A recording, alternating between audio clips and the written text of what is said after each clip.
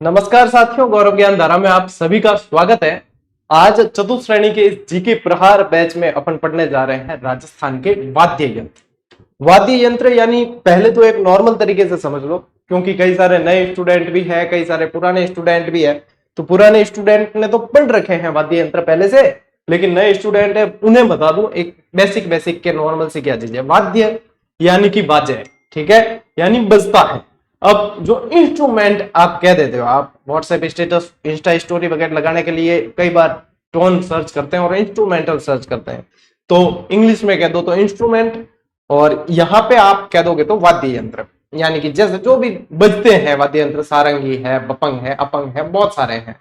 लेकिन अब इसको पढ़ना है व्यवस्थित तरीके से कि कंपटीशन एग्जाम में कैसे पूछा जाता है। उसमें पूछे जाते हैं आपको अलग अलग वाद्य यंत्रों के प्रकार कि ये कौन सा है, ये तत् है, ये सुशीर है, ये घन है, ये अवनद्ध है, इस तरीके से पूछा जाता है। और जो भी प्रश्न बनते हैं वो सारे के सारे अपन कवर करेंगे, आप लोगों के कहीं भी कोई समस्या पीछे रहने वाली नहीं है। ठीक है, चलिए शुरू करते हैं आज की इस क्लास को। देखो, सब पहला के ध्यान रखना है कि वाद्य यंत्र का वर्गीकरण। ये क्या है? वाद्य यंत्र का वर्गीकरण। और मोस्ट ऑफ आप लोगों के सवाल जो है इसी स्लाइड से कवर हो जाएगा, वर्गीकरण से अंदर ही। अब इसमें देखो, इसमें 4 तरह के वाद्य यंत्र होते हैं। नंबर 1 जो है इसे बोला जाता है तत् वाद्य यंत्र। तत् यानी कि तार होते हैं इसके अंदर। इसके अंदर क्या होंगे? तार होंगे। तारों से जो है आवाज निकलेगी, जैसे रावण हत्ता हो गया, ठीक है, ये अपने तंदूरा हो गया, ये सारे जितने जो भी वीणा वगैरह जो है, ये सारे के सारे जैसे तारों से जो बजते हैं वो सारे के सारे तत् वाद्य यंत्र में। दूसरी तरह के होते हैं सुशीर। सुशीर यानी हवा होता है, यानी कि फूंक देकर बजाए जाते हैं, जो जैसे बांसुरी, अलगोजा, जो फूंक देकर बजाए जाएंगे, बाजा बाजा आप आते हैं ना, वो सारे के सारे इसके अंदर सुशीर वाद्य यंत्र होते हैं। ये नंबर 2 तरह के हैं। अवनद्ध वाद्य यंत्र यानी कि कुछ, अवनद्ध का मतलब होता है कुछ न कुछ मढ़ा हुआ है उसके ऊपर। मढ़ा हुआ है यानी चढ़ाया हुआ है। अब मढ़ा हुआ है यानी कि क्या मढ़ा हुआ है? खाल मढ़ी हुई है, चमड़ा मढ़ा हुआ है। यानी कि ये कैसे होंगे? जो चमड़े से बने होंगे, इसमें ज्यादातर जो है बकरा या भैंसे का चमड़ा काम में लिया जाता है, इससे बने हुए होते हैं, चमड़े से मढ़े हुए होते हैं ये वाद्य यंत्र। इनको बोला जाता है अवनद्ध। यदि अपन शब्दों को समझ लेंगे तो अपने वाद्य यंत्र बिल्कुल अच्छी तरीके से समझ में आ जाएगा कि तत् वाद्य यंत्र क्या है, अपने अवनद्ध वाद्य यंत्र क्या है। सुशीर यानी हवा, यानी फूंक से बजने वाले हैं। फिर लास्ट में बजता है गन, यानी कि जिसको बजा गंग ऐसे आवाज आती है, झंकार उठती है, टंकार उठती है, तो वो हो जाते हैं घन वाद्य यंत्र। यानी ये किसी न किसी धातु के बने होंगे। घन वाद्य यंत्र किसके बने होते हैं? धातु के। तो धातु से बने वाद्य यंत्र क्या कहलाते हैं? घन वाद्य यंत्र। तो सबसे पहले तो अपने को पता होना चाहिए कि कौन सा वाद्य यंत्र किस तरीके से बजता है, किससे बना हुआ होता है, तभी अपन उत्तर तक पहुंच पाएंगे। अपन को पता ही नहीं है और अपन रट्टा मार रहे थे कि भाई सारंगी इसमें आएगा और ये ढोलक इसमें आएगा, सिर्फ रट्टा मार रहे थे। यदि शब्दों को समझ लिया अपन ने तो फिर आपका आधा काम हो गया, जो मैंने यहाँ पे बेसिक में आप लोगों के क्लियर कर दिया है। अब अपन इसके अंदर देख लेते हैं और कौन कौन से, फिर आगे अपन ट्रिक से भी पढ़ेंगे और फिर आगे अपन जो है इनकी डिटेल भी पढ़ने वाले हैं। तो एक एक चीज मतलब सारी की सारी अपन व्यवस्थित तरीके से पढ़ लेते हैं। देखो, अब स्वरों की उत्पत्ति इसमें किससे होती है? तारों से। किसकी बात हो रही है? तत् वाद्य यंत्र की। इसमें क्या क्या आ जाएंगे? इकतारा, सारंगी, रावण हत्ता, कमायचा, तंदूरा, जंतर, बपंग, रबाज, रबाब, चिकारा, सुरिंदा, दुका को। अब ये सारे के सारे जो है मैं आगे आप लोगों को ट्रिक से भी बताऊंगा। हालांकि मैंने पहले भी कहा है कि वाद्य यंत्रों में ट्रिक का इस्तेमाल नहीं करें, लेकिन टाबर यानी ए माने कौन? गुरु जी ट्रिक दे दो, ट्रिक दे दो, तो मैंने बनाई है ट्रिक। यदि आपको जचे तो याद कर लेना, नहीं तो फिर डायरेक्ट पढ़ना। ठीक है, दोनों बातें मैं क्लियर कर लेता हूं। लेकिन विद्यार्थी कई सारे, अब क्योंकि लाखों की संख्या में कुछ विद्यार्थी अधीर भी आते हैं जो पूरी बात सुनते नहीं है, उसके बाद कहेंगे गुरुजी ये ट्रिक बना रहे हो आप, इसकी जरूरत नहीं। जबकि मैं खुद इस बात को पहले ही स्पष्ट कर चुका होता हूं, खंडन कर चुका होता हूं। लेकिन यूं है टाबर के धैर्य होना बहुत जरूरी है। अब देखो, फूंक देकर बजाए जाने वाले सुशीर वाद्य यंत्र, इसमें अलगोजा जो अपना राज्य वाद्य यंत्र है, बांसुरी, सहनाई, पुंगी, शंख, सिंगी, सिंगा भी आता है एक, बांकिया, मसक, भूंगल, सतारा, नागफनी, नड़, मोरचंग, करना, तुरई, मुरला, सुरनाई, ये सारे के सारे किसके अंदर आएंगे? आपके सुशीर वाद्य यंत्र, जो फूंक देकर बजाए जाएंगे, मुंह से बजाए जाएंगे। ठीक है, अब देखो क्या आते हैं अपने अवनद्ध वाद्य यंत्र, यानी कि जिसमें चमड़ा मटा होगा। वो सारे के सारे ज्यादातर ड ड ढ ये शब्द आएंगे इसमें। जैसे कि देखो, ढोल, ढाक, ढोलक, डमरू, डफ, मांदल, मृदंग, पखावज, बाबूजी के माटे, मटके भी बजाए जाते हैं, माटे, ठीक है, उसके ऊपर भी चमड़ा मढ़ा जाता है। और नगाड़ा, चंग, खंजरी, तासा, धौसा, दमामा, तामक, घेरा, ये सारे जो है चमड़े चमड़े का इस्तेमाल कहीं ना कहीं इसमें हुआ है और इस तरीके से बचते हैं। लारे बच्चिया किया गन वाद्य यंत्र यानी टंका, रूट, जिम, धातु लागोड़ी है, देख मंजीरा है, झांझ है, थाली है, चिमटा है, घंटा, झालर, घुंघरू, भरनी, गड़ा, करताल, खड़ताल, रमजोड़, घुराड़ियों, ये सब धातु मणियोड़ा है। ठीक है, कहीं ना कहीं धातु का उपयोग हुआ है और इनमें मतलब धातु जैसी आवाज आएगी, मंजीरे वगैरह। अब इसमें से आधे वाद्य यंत्र तो आप लोगों ने देखे हुए। कभी भी जीके पढ़ो ना, इजी वे में पढ़ो, उसको बोझ की तरह मत पढ़ो। जितना इजी वे में पढ़ोगे उतना बढ़िया तरीके से याद होगा और आप लोगों को प्रेशर महसूस नहीं होगा। नहीं तो फिर क्या है, एक बोझ लेके चलते हो आप जीके के अंदर, अरे ये जीके है, ये तो हमें याद नहीं होता, ये नहीं। तो जिसके प्रति अपन पहले ही नकारात्मकता की भावना बना लेते हैं, वह चीज तो वैसे ही अपने ग्रहण करने लोग होती नहीं है। यदि आपको ग्रहण करनी है और अच्छी तरीके से पढ़ना है, बढ़ना है, तो उसके प्रति इंटरेस्ट जगो। सबसे पहले जीके को प्रेम करो, उसे चाहो, तब वो आप लोगों को याद होगा। तुम उसको चाहते ही नहीं हो, तुम तो उससे नफरत कर रहे हो, तो फिर याद क्यों होगा, वो क्यों पढ़ा करेगा तुम्हारा। तो जीके बहुत अच्छी चीज है। यहाँ जीजीडी की क्लासेस से पढ़ रहे हो तो आप लोगों को इसकी अहमियत पता होगी और ये याद भी हो रहा होगा। ले स्क्रीनशॉट, फिर आगे पढ़ते हैं अपन। इसकी जो है एक एक कैटेगरी पढ़ते हैं, वर्गीकरण अलग अलग पढ़ लेते हैं।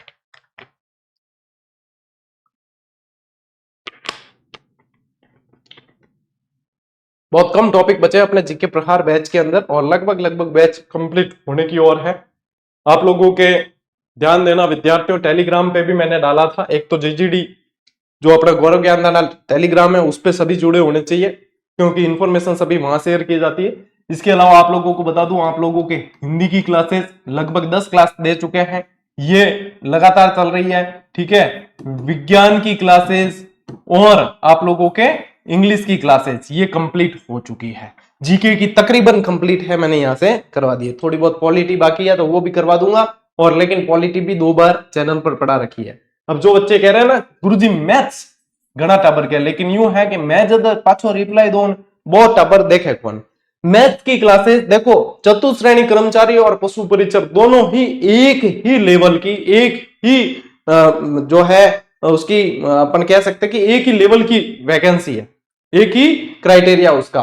तो इसमें आप लोगों को पशु परिचर के अंदर हमने पूरी मैथ्स करवा रखी है और इसी प्लेलिस्ट से आप लोगों को मैथ्स की क्लासेस देखनी है। मैथ्स की अलग से क्लासेस नहीं आएगी। ये जीके नहीं है कि हर बार आप लोगों को जो है अपडेट की ही जरूरत पड़े। मैथ्स में कुछ नहीं बदलना, 2 और 2 4 ही रहेंगे, वो कभी 5 नहीं होंगे, आप चाहे कितना ही बदल दो। और प्रश्न इसमें वही बनने हैं जो प्रमोद सर ने करवा रखे हैं अपने इसी चैनल की प्लेलिस्ट में। पूरी मैथ्स बेसिक से कराई है। अब चाहे आप 1 कमेंट करो चाहे 1000, मैंने बता दिया। जो रेगुलर स्टूडेंट है उन्हें सूचना मिल गई, जो नहीं है रेगुलर, जो विजिटर्स है वो कमेंट करते रहते हैं, फिर उनके दिमाग में आता है कि सर हमें रिप्लाई नहीं दे रहे, आप मैथ्स की क्लास नहीं चला रहे, ये नहीं। तो हमारी तरफ से चीज कंप्लीट है, सारी की सारी सेवा आप लोगों को प्रोवाइड करवाई जा चुकी है। यदि आप नहीं देखते हो, आप पूरी इंफॉर्मेशन लेना ही नहीं चाहते हो, तो फिर ये आप लोगों की गलती है। यही चीज टेलीग्राम पे भी बताइए। अब सूचना 2 तरीके से दे दी है, बार बार कौन दे भी जाए, ठीक है। और सारे के सारा लगभग आप लोगों के कंप्लीट हो रहा है सिलेबस, ठीक है। चलो बढ़ते हैं आगे। अब नंबर 1 कैटेगरी में आ जाते हैं तत्वाद्य यंत्र। अब तत्व में आने की सबसे पहले तो फिर दिमाग में आना चाहिए कि इसके अंदर किसका प्रयोग होता है। इसके अंदर तारों का प्रयोग होता है, ये तार के माध्यम से बजते हैं। अब यदि यहाँ पे पहले नाम देख लो आप, अपंग, भपंग, ये डायरेक्ट याद करने वाली चीजें हैं। फिर लास्ट ऑप्शन है कि याद नहीं हो रहा तो ट्रिक। अपंग, भपंग, जंतर, दुकाका, रवाज, रावण हत्ता, तंदूरा, इकतारा, चिकारा, सारंगी, सुरिंदा, कमायचा, सुरमंडल। अब दिमाग में ये आता है गुरुजी ये नाम तो है, आप लोगों को तो यही पूछेंगे एग्जाम में। एग्जाम में पूछेंगे यही कि इनमें से कौन सा तत्वाद्य यंत्र है कि नहीं है, कौन सा सुशीर है कि नहीं है, ये पूछेंगे। लेकिन क्या गुरुजी ये वाद्य यंत्र है, इसकी मैं समझ नहीं आ रहा, तो मैं डिटेल भी बताऊंगा, पढ़ाऊंगा व्यवस्थित तरीके से। जब क्लास में आए हो सारी चीज मिलेगी, ठीक है। तो यहां पे जो है पहले तो ये याद करने का तरीका डायरेक्ट, फिर इसके अलावा याद नहीं हो तो आओ ट्रिक पे। अपंग, भपंग, जंतर दू, रोवे रावण तंदूरू, इक चिक करे जो सासू, समझ गई तो कामसू। है तो बढ़िया है, ट्रिक याद हो जे बढ़िया है एकदम। टाबरा कविता याद वैनी ये उसी तरीके से। आहा टमाटर बड़े मजेदार, ए याद हो सके तो ए अपंग भपंग जंतर दू ए याद क्यों नहीं हो सके, ए तो काम री चीज है। अपंग भपंग जंतर दू, रोवे रावण तंदूरू, इक चिक करे जो सासू, समझ गई तो कामसू। हम आ तो ट्रिक भी एडी है कि याद आराम छोरियां तो बड़ी याद हुई कि सासू गई काम सो, ठीक है, बढ़िया बढ़िया सर, बहुत अच्छी ट्रिक है। तो देखो अपंग और बपंग तत्वादी यंत्र में आ गए, इन दोनों को तो अलग से लिखने की जरूरत है नहीं, वहां पे भी लिखा हुआ है, दिख लिया। जंतर को भी अलग से लिखने की जरूरत नहीं क्योंकि पूरे पूरे शब्द है। फिर ये दू, यानी कि दू से क्या आ रहा है, आप उधर भी देख सकते हो आप, दुका का क्या आ रहा है, दुका का।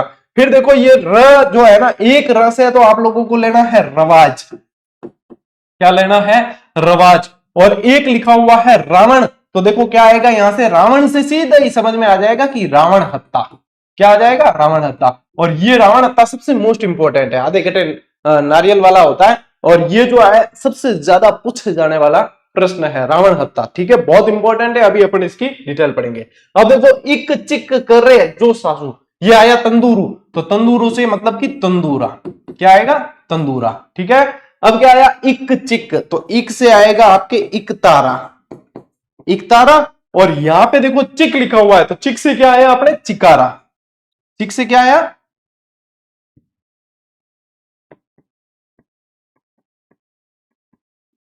चिकारा आ गया। अब देखो क्या आया है, अब यहां पे ये जो है इसको छोड़ देना है, करे जो, इसको छोड़ना है, और वहां पे सा और सु, ये जो है इससे दो आएंगे, एक तो आएगा आप लोगों के सारंगी, एक तो आएगा सारंगी, और एक देखो क्या आ रहा है आप लोगों के सुरिंदा, क्या आ रहा है, सुरिंदा, ये दो आ गए सासू से। अब देखो समझ गई तू, काम सु यूं है, समझ गई छोड़ देना है, और काम और सु इसको काम में लेना है, तो यहां आ जाएगा कमाएचा, कमाएचा, और ये है सुरमंडल, ये है सुरमंडल। तो दोनों तरीके बताए मैंने आप लोगों को, ये तो आप लोगों के हो गई क्या, जीजीडी की सुपर ट्रिक, और ये है आप लोगों के व्यवस्थित के भाई डायरेक्ट भी किन देखना के गुरुजी मान ट्रिक याद कौन वे, कई जना मन में पहले ही मानसिकता लेना है क्या ट्रिक याद नहीं है, बाकी ट्रिक से जो है चीजें स्थायी हो जाती है, क्या हाँ बस बढ़िया है, एक बार एफर्ट लगेगा, अपन पंग जनता दूर हो वे रावण तंदूरू, और एक चिक करे जो सासू, समझ गई तू काम सु, यहां लगा दियो, बढ़िया एकदम तत्वादी यंत्र था याद है, बाकी कहीं मतलब कंफ्यूजन होने रे काम ही कौन है, ले स्क्रीनशॉट।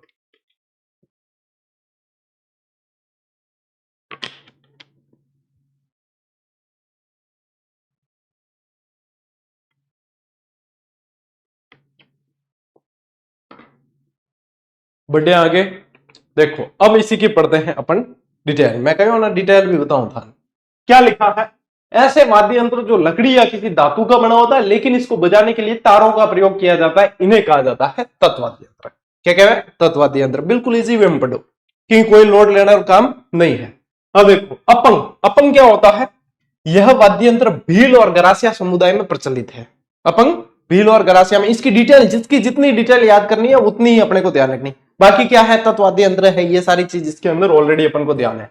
पपंग क्या होता है, यह पीपे के समान होता है जिसे तुम्बे को काटकर बनाया जाता है, और यह वाद्य यंत्र मेवात, मेवात वाला एरिया कौन सा आ गया बेटा, अलवर भरतपुर, अलवर भरतपुर, केवल भरतपुर होता तो ब्रज एरिया लगता, ठीक है, तो मेवात इलाके में प्रसिद्ध है, और अलवर क्षेत्र के कनफटे जोगी, अब कनफटे नाथों की तीर्थस्थली यही है ना, तो कनफटे जोगी जो है कनफटे नाथ इसे बजाते हैं, आ है इनकी डिटेल।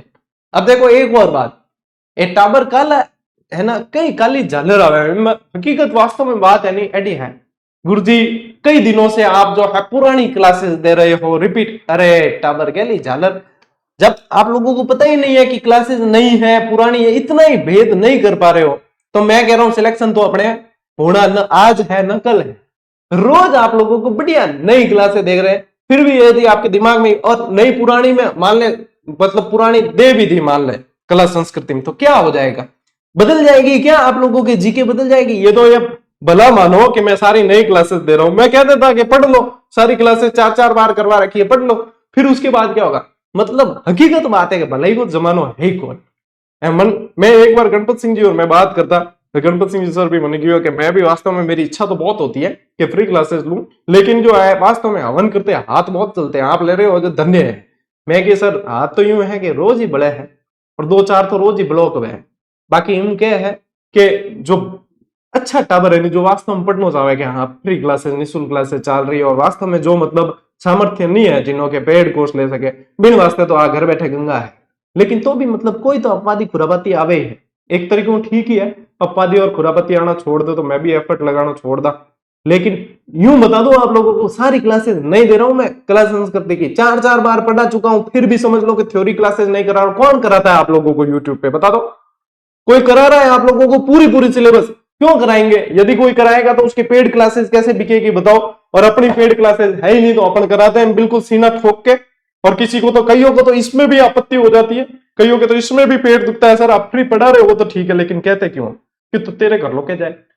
अगर मैं फ्री पढ़ा नहीं कह रहा हूं तो तेरे घर लोग के जाए, तू तो कुछ कर भी नहीं रहे तो भी तेरे पेट दुखे के गुरु जी फ्री पढ़ा रही है और कह भी है क्या फ्री पढ़ाओ। क्यों नहीं पढ़ान कह रही हो तो बात अलग है, पढ़ान कह रही हो तो तेरे घर लोग के जा रहे हो, तेरे घर में आटो कम बह के क्या मतलब बोरियां कम हो रही है घर में की कौन, बस नवरी पंचायती। कदी कदी तो भाई मैं भी भरी जा जड़े झाड़ दे आप रो पूरे। तो ऐसा है, क्लासेस बिल्कुल बढ़िया तरीके से मिल रही है आप लोगों को, कोई नहीं कराएगा। हकीकत बात कर रहा हूं, देख लो ये शांति काल चल रहा है, कितनी जगह आप लोगों के सिलेबस के अनुसार क्लासेस चल रही है, ये आप खुद देख लो, फिर आप लोगों को पता चल जाएगा कि हाँ वास्तव में जीजीडी वाले गुरुजी फायदा कर रहे हैं, अपना भला है कि नहीं है। लगे नहीं है, अगले दिन से इस चैनल पे आना ही मत कि हाँ नहीं है। कितनी मतलब थारे वास्ते एफर्ट करानी तो ये 2-4 तो अपवादी एडा है कि वास्तव में क्लास बार मुर्गो बना दे, एडा काम है। हकीकत ऑफलाइन में होता मैं मुर्गो बना देता हूं, भले करो ट्रोल। देखो जंतर, ये वाद्य यंत्र मेवाड़, भीलवाड़ा, अजमेर, नागौर आदि क्षेत्रों में प्रचलित है। जंतर में 14 पर्दे सुरसल्ला या मगरमच्छ की खाल या नारियल के बने होते हैं। बताओ इतनी डिटेल कौन है? जिन्हें मौन द्वारा डांड पर चिपकाया जाता है और देवनारायण जी की फड़ का वाचन जो है ना, वह जंतर उसमें प्रयुक्त होता है। तो ठीक है, इसको भी ध्यान रखना है अपने जानकारी को। ठीक है, दुका का ये वाद्य यंत्र बपंग अपंग वाद्य यंत्रों के समान होता है और ये बांसवाड़ा और डूंगरपुर, यानी कि ऐसे भी पूछ सकते हैं कि वागड़ क्षेत्र के अंदर, ये स्पेशली आप लोगों को ऐसे भी पूछा जा सकता है कि वागड़ क्षेत्र के अंदर ज्यादा प्रचलित है। इसके अलावा रबाज, रावण लोग अपने लोक नाट्य और रम्मत कार्यक्रमों में बजाते हैं। ये वाद्य यंत्र रावलों की रम्मत के लिए प्रसिद्ध है। रावलों की रम्मत में ये बजाया जाता है। सूरमंडल या इसको स्वर मंडल भी बोलते हैं। पश्चिमी राजस्थान में मंगनियार, मंगनियार जो होती है एक गायन जाति होती है, लोक कलाकारों में प्रचलित वाद्य यंत्र है और इस वाद्य यंत्र का निर्माण लकड़ी की पट्टियों से होता है। इस वाद्य यंत्र में तारों की संख्या जो है 21 से 26 तक हो सकती है, कोई फिक्स नहीं है कि 21 ही है, 26 तक हो सकती है, 21, 22, 23, 24 जितनी भी जाए इनमें हो सके। तो ये है, एक बार स्क्रीनशॉट ले लो इसका, फिर बढ़ते हैं आगे।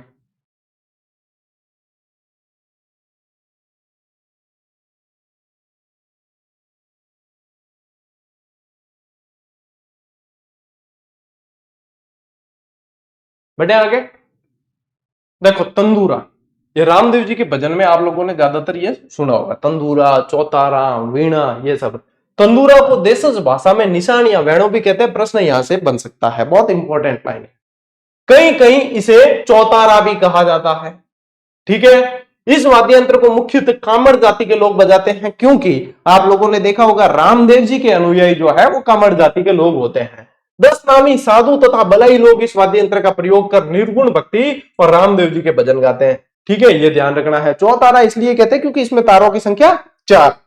फिर देखो इकतारा, अब इसमें नाम इसका इकतारा है, लेकिन इसे ध्यान रखना कि इसके अंदर तार 2 होते हैं। और ये जब जब पढ़ाया मैंने बताया, लेकिन बच्चे जो है कई किताबों में लिखा हुआ एक तारा है, क्योंकि एक तार है इसलिए एक तारा कहते हैं, 2 तार होते हैं। ये हमने तो, आप तो सिर्फ कई पढ़ के कह रहे होंगे और हमने तो मतलब देखा है इसको कि एक तारा देखा है, क्योंकि कंफ्यूजन जो आप लोगों के दिमाग में चलता है वो हमारे दिमाग में पहले आता है।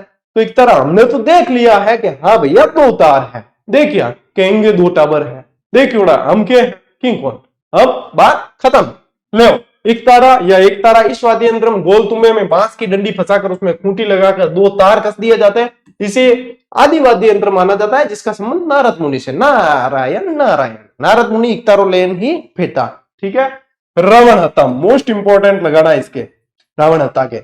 इस वाद्य यंत्र का प्रयोग लोक देवता डूंगजी जवारजी और पाबूजी के भोपे कथाएं गाते समय करते हैं। इस वाद्य यंत्र में प्रयुक्त बाण वाले तार को पुखमांच कहा जाता है। और ध्यान रखना कि रावणत्ता वाद्य यंत्र में खूंटियां लकड़ी की बनी होती है, जिसे मोरनिया कहा जाता है, और इसमें 9 तार होते हैं। मोस्ट इंपॉर्टेंट है, यह वाद्य यंत्र आधे कटे हुए नारियल से बना होता है। यह भी मोस्ट इंपोर्टेंट, नीचे वाली लाइन सबसे मोस्ट इंपोर्टेंट। ऐसा वाद्य यंत्र जो आधे कटे नारियल से बना होता है, जिसमें तारों की संख्या 9 होती है, जो बाबू जी के भजन गाते समय बजाया जाता है। रावण हत्ता मोस्ट इंपोर्टेंट है, ये बनेगा प्रश्न, ठीक है। फिर आओ देखो चिकारा, जो चिकारा मेव के नाम से भी जाना जाता है। चिकारा का निर्माण तनु की लकड़ी से किया जाता है, जबकि ग्रासिया चिकारा नारियल की पोली लकड़ी से बनता है। अब ये जो है मेव ज्यादा बजाते हैं, ठीक है, तो ये भी ध्यान रखना। ले स्क्रीनशॉट। बढ़िया क्लास है, बिल्कुल डिटेल के साथ दी जा रही है। तो भी मतलब कई जना ने क्या है कि घर बैठी गंगा हवेली, तो कई जना नाटक आ जाग रहे हम के है।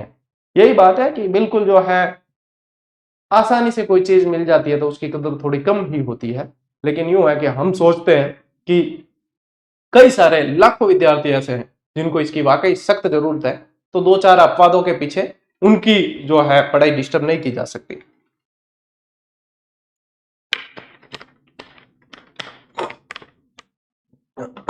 चलो भाई बढ़ो आगे। देखो चिकारा में वो अपार, ठीक है, चिकारा ग्रासिया, ये वाद्य यंत्र ग्रासिया जाति का वाद्य यंत्र है, और ग्रासिया चिकारा कहा जाता है। ये वाद्य यंत्र रावण हत्था की तरह होता है, इसमें 3 तार होते हैं। और आप लोगों को एक जानकारी क्या बताइए, यहाँ ये नारियल की पोली लकड़ी से बना होता है।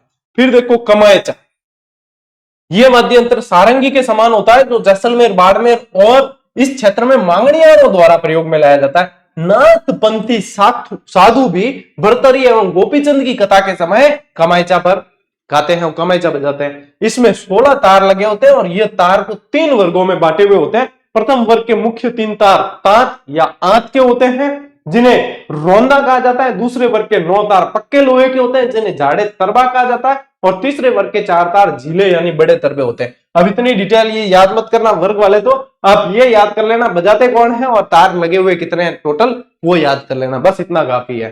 फिर आओ नेक्स्ट सुरिंदा।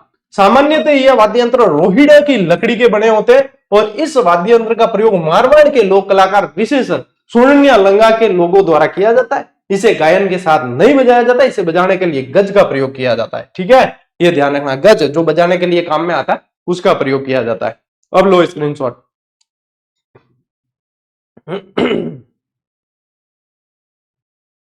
चलो भाई बढ़े आगे।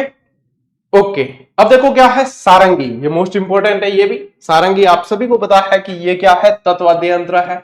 बात किसकी हो रही है, तत् की। सारंगी तत्वाद्य यंत्रों में सर्वश्रेष्ठ मानी जाती है, इसलिए मोस्ट इंपोर्टेंट है।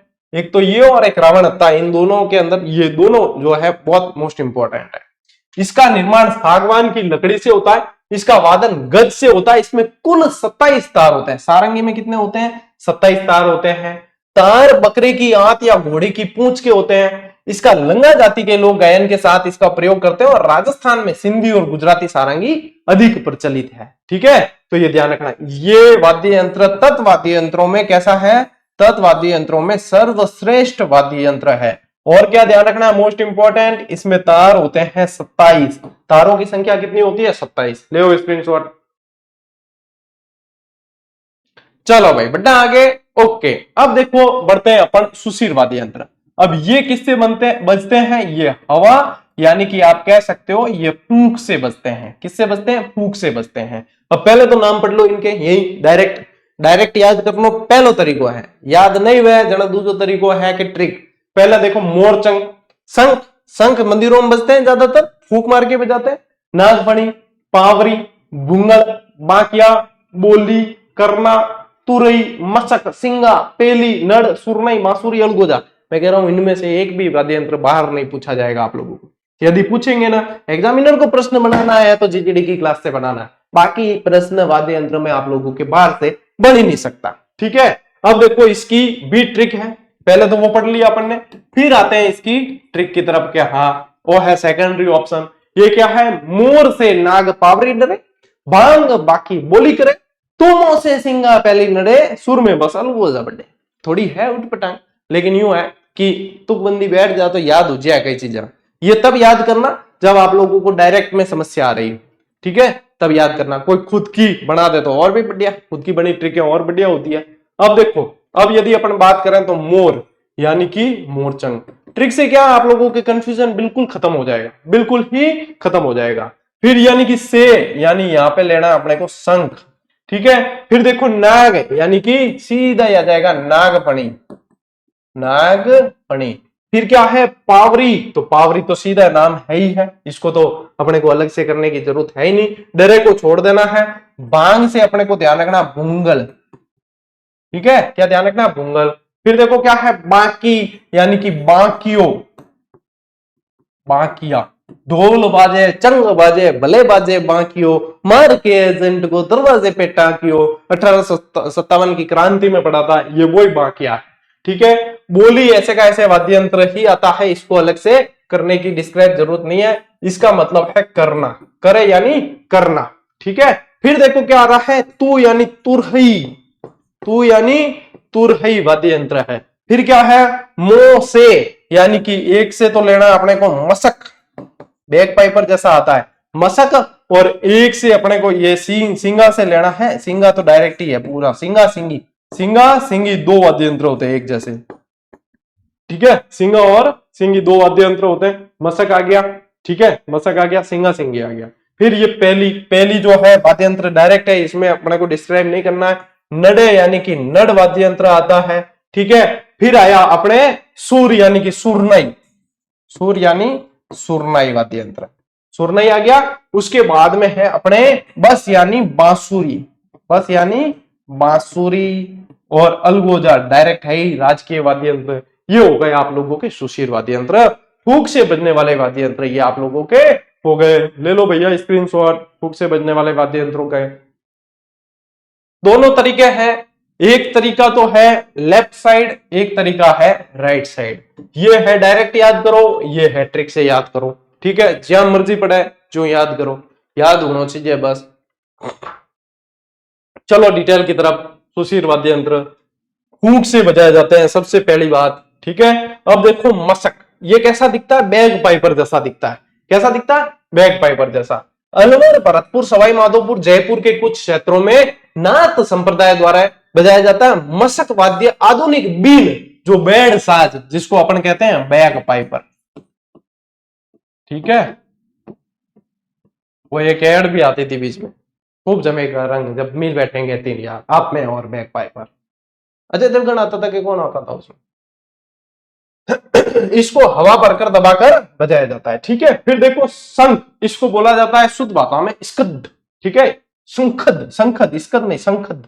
ये एक जंतु का कवच है, खोड़ है एक तरीके को, ठीक है। तो जंतु निकल जाए बाद में जो है शंख बज जाए, खोड़ है जो समुद्र में पैदा होता है। इसकी आवाज बड़ी गंभीर होती है और बहुत दूर दूर तक आवाज जाती है। इस वाद्य यंत्र को अक्सर मंदिरों में प्रातःकाल और सायंकाल आरती के समय बजाया जाता है, और इसको बजाने के लिए जो है पेट साफ होना बहुत जरूरी है ना। फूंक बहुत जोर लगता है इसमें, खतरनाक, बहुत जबरदस्त। शंख मतलब हर किसी से नहीं बजता है, तो ये ध्यान रखना है। मोरचंग, मुखचंग या मुंहचंग, ये एक ही है, तीनों नाम एक ही, ध्यान रखना है। इस वाद्य यंत्र को होठों पर रखकर बजाया जाता है, फूंक से बजने वाला वाद्य यंत्र है। ले स्क्रीनशॉट। अगला देखो सिंगा, सिंगा के जैसी सिंगी भी आती है। यह वाद्य यंत्र बलदार सिंह का बना होता है। इसको प्राय साधु भगवान का स्मरण करने के बाद बजाया जाता है। इसे युद्ध के समय बजाया जाता था, इसलिए इसे सिंगा कहा जाता, रण सिंगा कहा जाता था। जब युद्ध के समय बजाते तो रण सिंगा कहा जाता था, ठीक है। फिर देखो तुरई, क्या ध्यान रखोगे, तुरई, ये तो मोरचंग है, ये तो मोरचंग है, इसका ध्यान रखना, ये मोरचंग है, इसको सिंगा मत समझ लेना। सिंगा ये है, सिंगा ये है, तुरई ये है, ठीक है, ये ध्यान रखना, सिंगा ये है। फिर देखो तुरई, तुरई की लैंग्वेज ये है, चित्र ये समझ जाना, तीर इस तरीके से लगा हुआ है। तुरई ये वाद्य यंत्र चिलम की आकृति का होता है, चिलम चक्री, ऐसे एक गीत भी है चिलम, चिलम वाला तो बहुत खतरनाक गीत है।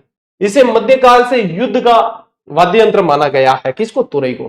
फिर आओ करना, यह वाद्य यंत्र तुरई से मिलता जुलता होता है तथा चिलम की शक्ल का होता है। ये भी प्राचीन काल में इसे राज दरबार में बजाया जाता था। ये ज्यादातर फूक वाले जो वाद्य यंत्र है ना, ये ज्यादातर जो है रणभेरी, युद्ध, इनके समय बजाए जाते थे, क्योंकि ज्यादातर जो इनकी आवाज बड़ी बुलंद होती थी। और फिर उनके जो आप लोगों ने पिक्चरों में देखा भी होगा, बॉलीवुड की फिल्में आदि चीजें तो सिखा देती है, तो उनमें आप लोगों ने देखा होगा। ये नागफणी, इसका नाम इसलिए क्योंकि ये जो नाग के जैसा सर्पिलाकार होता है। यह वाद्य यंत्र स्टील की पतली चद्दर से बना होता है, जो कि सर्पाकार आकृति में होने के कारण इसे नागफणी कहते हैं। नागफणी साधुओं की मंडलियों का वाद्य यंत्र है, इसी कारण इसे धार्मिक वाद्य यंत्र या याचकों का वाद्य यंत्र भी कहते हैं। मोस्ट इंपॉर्टेंट चीज है, पचे आवे थारे बाकियो। ये वाद्य यंत्र पीतल का बना होता है और वक्राकार होने के कारण इसे बांकिया कहते हैं, क्यों बांको जोड़ो है, यूं कहते हैं बांको है वो, तो के टेढ़ा मेढ़ा है, तो इसलिए बांकियों कहते हैं। इस वाद्य यंत्र को शादी और मांगलिक अवसरों पर बजाया जाता है। फिर आता है आप लोगों के बुंगल। यह मेवाड़ का भवाई जाति द्वारा बजाया जाने वाला वाद्य यंत्र है। मुख्यतः खेल शुरू होने से पहले जनता को एकत्रित करने के लिए बजाया जाता है और बिगुल की आकृति का होता है तथा इसे क्या कहते हैं, भेरी भी कहते हैं, इसे कहते हैं भेरी। ऐसे जो पहले कहते थे रण भेरी, उस तरीके से ये बुंगल है। ठीक है, तो ये ध्यान रखना, चीज एकदम डिटेल बता रहा हूं मैं आप लोगों को। ले बढ़ो आगे। ये अपनी स्टूडेंट एटलस किताब आई थी, उसी का मतलब उसी के पेज के अंदर ये डिटेल दे रखी थी, 4 कलर में आई थी। अभी ये लगभग जो है 1.5-2 साल पहले आई थी, अभी इसे अपडेट नहीं किया। जब भी अपडेट करेंगे तो आप लोगों को दे देंगे। नए 41 जिलों के अनुसार अपडेट करनी है, लेकिन समय ही नहीं मिल पा रहा है। जैसे बाकी आप लोगों ने कई सारी मानचित्रावलियां पढ़ी होगी राजस्थान की, उससे सबसे अलग है ये, क्योंकि एक तो 4 कलर मतलब जानकारी बहुत तबियत की। जब भी आ जाएगी स्टूडेंट एटलस वापस अपडेट होकर, तो मैं आप लोगों को जानकारी दे दूंगा टेलीग्राम पे। ठीक है, ले पुंगी, इसे बीन भी कहते हैं। ठीक है, बीन बीन दोनों कह सके, भैंस के आगे बीन बजाना वो यही बात है। ठीक है, अब ये जो है सपेरों और कालबेलियों का मुख्य वाद्य यंत्र होता है, ध्यान रखना। फिर देखो बोली क्या होता है, यह वाद्य यंत्र कठपुतलियों का खेल दिखाने वाले कलाकारों का प्रमुख वाद्य यंत्र है। पेली क्या होता है, यह वाद्य यंत्र मेवात, और मेवात वाला जो क्षेत्र है उसे मत्स्य के नाम से भी जानते हैं, वहां पे यह वाद्य यंत्र बांसुरी नमा होता है, इसको पेली कहा जाता है। फिर आओ पावरी या पाविका। राजस्थान के वागड़ क्षेत्र में कथोड़ियों द्वारा, कथोड़ी जो जनजाति है ना, तथा भीलों में प्रचलित एक जनजातीय वाद्य यंत्र है। महाराष्ट्र के आदिवासियों में इसी वाद्य यंत्र को तारपा के नाम से जाना जाता था। क्या कहते हैं, तारपा के नाम से, इसे ही तारपा के नाम से भी जानते हैं, लेकिन कहां पे, महाराष्ट्र के अंदर। पावरी या पाविका इसका नाम है। ठीक है, ले स्क्रीनशॉट। चलो भाई बढ़ो आगे। अब देखो गुराड़ियों, इस वाद्य यंत्र को स्थानीय भाषा में घोड़ियों भी कहते हैं, जैसा नाम है गुराड़ियों कह दे, घोड़ियों कह दिया करे। ठीक है, यह आदिवासी और घुमक्कड़ जातियों का लोकप्रिय वाद्य यंत्र है। बांसुरी ये सभी जानते हो आप, चौरसिया जी को जानते हो बांसुरी के लिए। ठीक है, इसको शास्त्रीय वाद्य यंत्र और लोक कलाकार बजाते हैं। मुरला मुरली, ये भी याद रखना, उसमें ट्रिक में नहीं आया है, मुरला मुरली पुंगी का ही परिष्कृत रूप है और इसे भी तुम्बी से बनाया जाता है। इसे बजाने के लिए लगातार फूंका जाता है, इस क्रिया को नक्साती कहते हैं। लगातार फूंक मारनी पड़ती है, सांस लेने का टाइम भी नहीं मिलता है। तारपे के जैसे तारपी आता है, तारपी मुख्यतः कथोड़ी जनजाति का ही है, मतलब उसी श्रेणी में आता है, पावरी वाली श्रेणी में। ठीक है, फिर आता है एक वाद्य यंत्र और कानी। इस वाद्य यंत्र को चरवाहों का वाद्य यंत्र कहते हैं। ये जो स्पेशल चीजें आ रही है उन्हें हाईलाइट करना। ठीक है, यह वाद्य यंत्र आकार प्रकार में नर से छोटा होता है, दक्षिणी राजस्थान के आदिवासियों में प्रचलित है कानी। ठीक है, सुशीर वाद्य यंत्र है, ले स्क्रीनशॉट। और इसी के साथ में अपनी जो है शानदार क्लास, ये जो लगभग 31-32 मिनट की हुई है, नहीं ज्यादा होगी, 35 मिनट के समथिंग की होगी। ठीक है, तो इसके अंदर आप लोगों को वाद्य यंत्र में कई सारी चीजें एक्स्ट्रा मिली है। किताब के अंदर जो है उससे भी 2-4 चीजें एक्स्ट्रा मिली होगी, तो किताब में आप लोग नोट कर लेना। कई बार ऐसा होता है कि किताब में, देखो कोई भी किताब पढ़ रहे हो, मैं एक तरीका बताता हूं, कई बार ऐसा होता है कि किताब में जगह ही नहीं होती कि नोट कैसे करें। तो आप लोगों के पास में पेज तो बहुत सारे होते हैं, रफ पेज या कैसा भी पेज, उसके ऊपर आप डिटेल वहां लिख सकते हो और साइड में थोड़ी सी फेविस्टिक लगा के वहीं पे चिपका सकते हो। जब भी आप पढ़ोगे, रिवीजन करोगे, उसी के साथ में वह चीज भी आप लोगों को दिखेगी। ये हमारा तरीका है, जब हम नोट्स बनाते थे और किताब के अंदर ही हमें जो है नोट्स बनाने, उसी चीज का रिवीजन करना है, तो हमें सारी जो कंप्लीट चीज मिले, उसका तरीका ये है। मेहनत देखो जितनी कर सकते हो उतनी करना, जितनी मेहनत कर सकते हो उतनी कर लो। फिर बाद में जो है शिकायत का मौका ही नहीं मिलेगा। बाद में चाहे आप शिकायतें, मतलब सफलता यदि नहीं मिलती था, तो व्यक्ति का पहला काम होता है दोषारोपण करना, अपने असफलता का दोष किसी और पे मंडना, और उसका मौका नहीं मिलना चाहिए, क्योंकि उससे हासिल कुछ नहीं होता। जो समय निकल गया वो निकल गया, वो वापस नहीं आना है। तो अपने को मेहनत इतनी कर लेनी है कि दोषारोपण वाला जो सीन है ना, ये अपनी जिंदगी में आना नहीं चाहिए, क्योंकि बाद में आप किसी शिक्षक पे, किसी पुस्तक पे या परिस्थितियों पे दोष देते भी हो तो कोई काम नहीं आएगा। असफलता अपने को मिल गई तो मिल गई। इसलिए सफलता के लिए अपने को पूरा प्रयास करना है, एड़ी चोटी का जोर लगा देना है। मेहनत जितनी शिद्दत से की जा सकती है करो, क्योंकि बाद में सफलता तो गूंज मजाएगी, लेकिन उसमें यूं है कि आप लोगों को बिल्कुल भी जो है दोषारोपण वाला सीन अपनी जिंदगी में नहीं लाना है। इस चीज को ध्यान रखना है। अपन मिलते हैं साथियों अगली क्लास में, अगले वीडियो में। तब तक के लिए राम राम, जय हिंद।